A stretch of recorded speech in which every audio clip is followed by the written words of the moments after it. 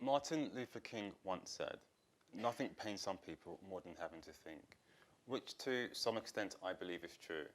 In order to preserve our time, energy, and cognitive capacity, we become very selective with what information we consume. So we rely on labels and stereotypes to make sense of ourselves and other people. However, when we do this, we make assumptions about the lives and identities of others, absent of any evidence of alternative characteristics. So we arrive to an interpretation of what is unsaid and unwritten, yet communicated, as labels and stereotypes only permit us to understand the social messages rather than individuals themselves. It is no secret that I am a person of color. But if I really want to emphasize my point, black, and by virtue of my alleged nonconformist black behavior, some have suggested that I appropriate other racial identities, only because I choose not to recite the lines that you have written for me. Some of you have come to this conclusion because, and I quote, the way I compose myself and the way I dress. And a few months ago, when I gave my surname to Cameron, a customer service agent over the telephone, I was told that I spoke very well for a black person. But, but he was quick to insist that this was neither an insult or racist because he too was black, allegedly. But he was right on one point. And Cameron, if you're watching, that was not an insult to me, but rather an insult to an entire group. You see, within itself, this highlights a contemporary frame of mind which presupposes that by belonging to a specific racial group, renders some incapable of articulating themselves eloquently.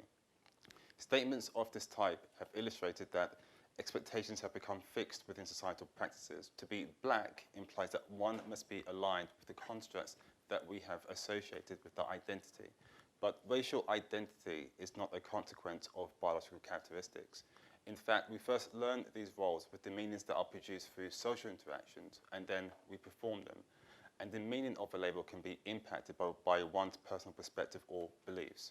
For example, I'm not particularly fond of being labeled gay or homosexual because my sexual preference is not what I am, but it's part of many characteristics that make me who I am. In my view, sexuality is akin to a scale where our preferences, whether physical or sexual attraction, can vary according to intensity. In this instance, my interest in men is significantly stronger than it is for women. And I've had this debate with other men who strictly label themselves as heterosexual, who've also argued that heterosexuality is embodiment of masculinity. So I'll say to you, as I've said to them, spaghetti is straight until it gets hot. The labels and stereotypes, so the scripts that we create for ourselves based on our labels and stereotypes give meaning to our interpretation of who we are and subtly influence every decision that we make. So it was for this reason at a young age I had an identity crisis because there was dissonance between who I portrayed myself to be and who I knew I was. For example, my faith taught me that I was a sinner if I identified with homosexuality.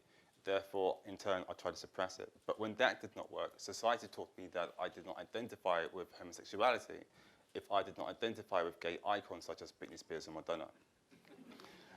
And the impact a label can have leads me to this secret which I've kept for the last 4 years. And by virtue of the consequences, I decided to keep this undisclosed, even from my friends and family. And currently, I'm working on an article that tells a story. But I decided to use this opportunity to tell them and those who have wondered why I disappeared by reading the last few sentences of the first paragraph.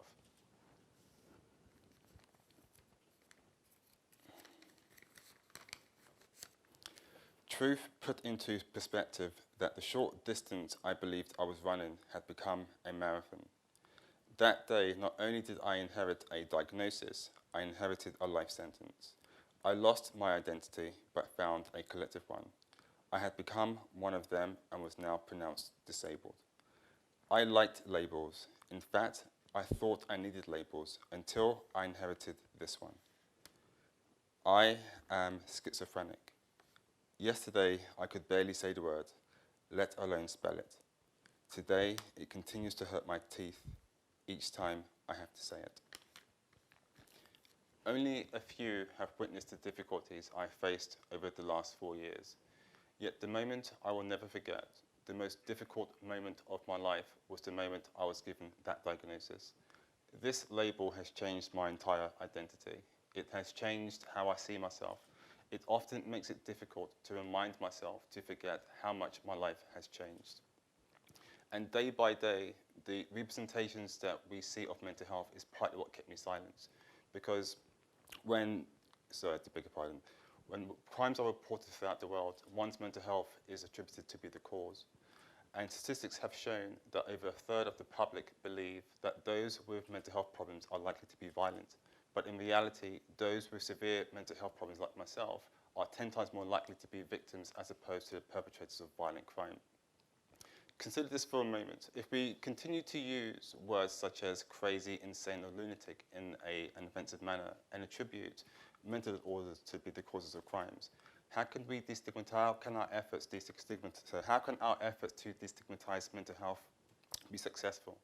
Research such as the Rosenhan experiment in 1973 taught us the importance of context, that distinguishing patients with and without mental health disorders was almost impossible, and how meanings of behavior can be easily misunderstood.